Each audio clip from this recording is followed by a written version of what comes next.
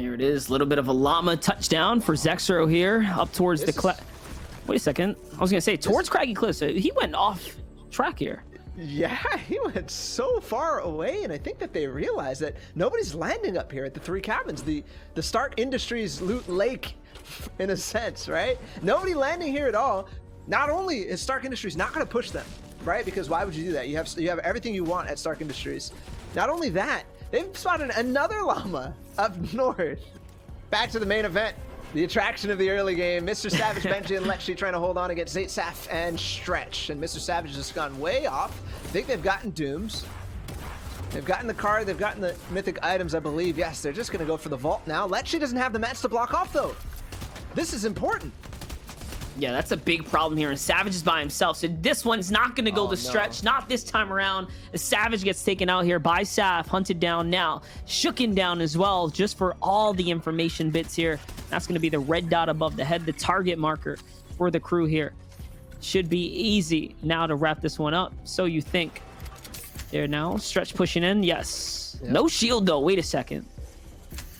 So I guess the idea right now is just to starve him out completely, Saf on the other side, but Lexi and them might decide to actually push on to Stretch. Yeah, he's got the shockwaves. Take a look at this.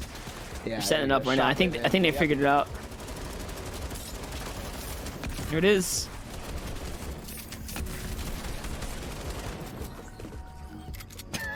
Well, that didn't work. Didn't even want to commentate it. It was just like, you're done. All right, you're done. You shockwave in. It didn't even get them that far. They ended up right in front of the shotgun fire. It was just all over at that point. Okay, finally, the first clean. Like you said, the power positions, right? The information as well, importantly, on the lobby.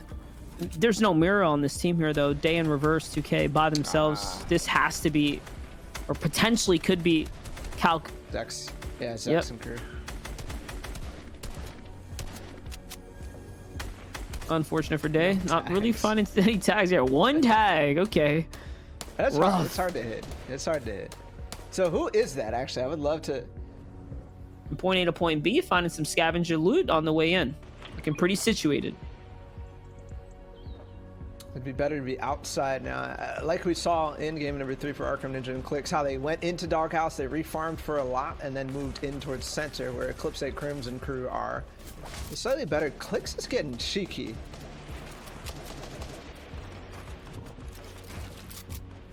Okay. Oh, that was close. I almost got punished for that, but the shotgun is just so loud. They all heard him from a mile away. They're not going to expose themselves too much. I like the idea, though.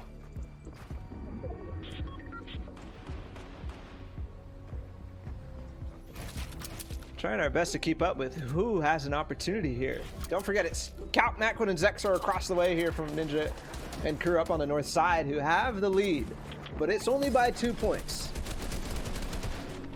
Ooh, I like that. The 3-2-1 on the wall there. Starting it off with the snipe as well. Just to apply that big pressure for the wall break. Didn't find anything, but still. Good strat overall. What they've done over the past 3 minutes, though, has really made Arkham waste a lot. A lot. Right? Up on the top of that house, he's trying to get the information to figure out how to rotate from there, but overall, he's probably spent around 200 materials wasting against their ammunition. Regardless, High Skies found himself a way forward. Unknown is trying to lurk through Bizzle's old heart. We'll see if this works. Very risky strategy here. As he's getting closer and closer. Yeah, looks like they're long gone, so he is going to be able to steal away a lot of spacing. I was wondering where his team was because I saw them all alive. Casker and Smacked on the left side of Chap and Skittles right there. Unknown somehow got very, very split from them. And now he's trying to get back into them. Here he goes. He's going to dash for it. I was going to say, no way he goes in the box, right? No, he's going to go ahead and crash back to his teammates now. Look at this. This is a huge engagement that just went down here. Coop, Skittles, and Chap were taken out just amongst the cluster there. Pinched between Mega Dubs, Bizzle, and Unknown's team. And it looks like all that fire, all that attention finally turned into some kind of elimination for them. And there it is. Booga, Jamper, and Avery were also a part of that skirmish as well. And now they're still lurking underneath in this ultimate low ground. Push in, but speaking of pushing in, Zate, Saf, and Stretch have just overtaken height in 5th zone. Definitely, they stretched straight across. You saw the mystical bomb come in towards Bucky and Creo there, just pressuring from high ground, letting them know, hey, we're up here. Don't peek. Now, from the low ground, Bizzle, Dubs, Mega trying to inch their way forwards with the LMG. Just looking to punish, looking to pressure players back. This is all just a matter of respect and gaining control of as much space as possible right now. Very strong material count, too. Great mobility as well. 4 shockwaves here, bouncer too. So it doesn't matter where the zone goes, they can get there. You can see the pepper effects here on Bizzle.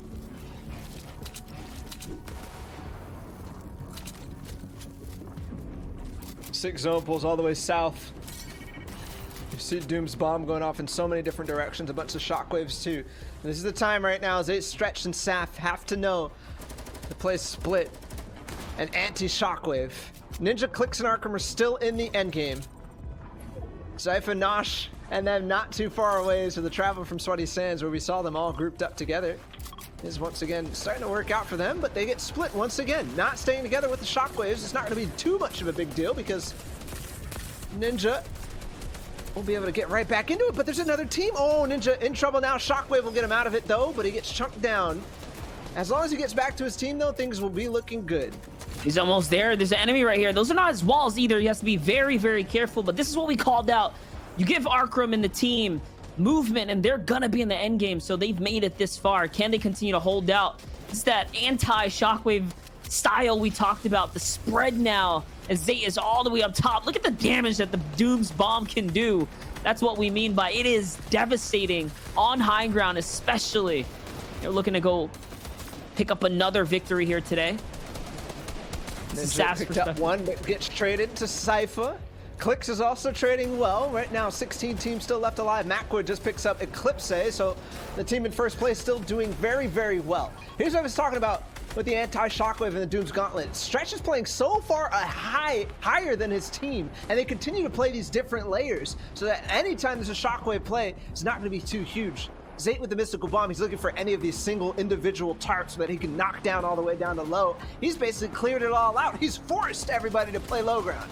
And also, they brought the gauntlets to the end game as well. Here's your back-to-back game 3 and 4, or game 2 and 3 winners here is Zexro, Macwood, and Kaut. 1 elimination so far.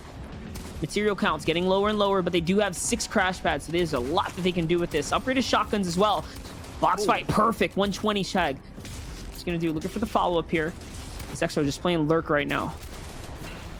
Xset's in the same situation that we had in game 2, all on low ground. Macwood picks up Coop, and Saf also gets that finished. They're doing very, very well, even though they don't have that ultimate height. Zayt, Stretch, and Saf have gotten all the way towards the end now, and it looks like we might have a repeat of game number 2, although Zexor goes down before that even happens. It's AV who takes advantage of him. I'm still so impressed seeing Cease up as well, staying alive here with Blake.